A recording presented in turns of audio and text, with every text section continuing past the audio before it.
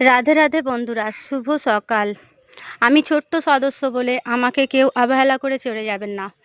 ভিডিওগুলো দেখবেন আর আমার একটা ছোট্ট লাইক দিয়ে যাবেন, তাতে আমার উৎসাহ বাড়বে আর ভালো ভালো ভিডিও দেওয়ার চেষ্টা করব।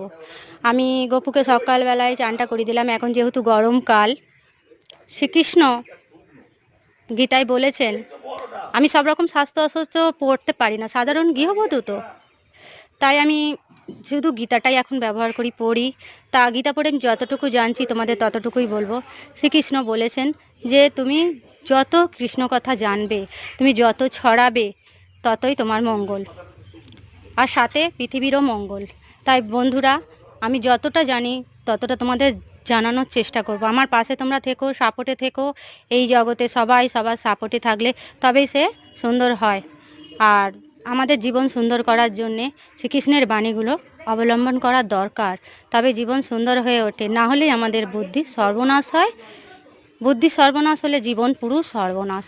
তাই সব সময় তোমরা গীতা ব্যবহার করো সময় করে, আর হরে কৃষ্ণ মহামন্ত্র জপ করতে থাকো। হরে কৃষ্ণ কৃষ্ণ কৃষ্ণ হরে হরে, হরে রাম রাম রাম হরে হরে।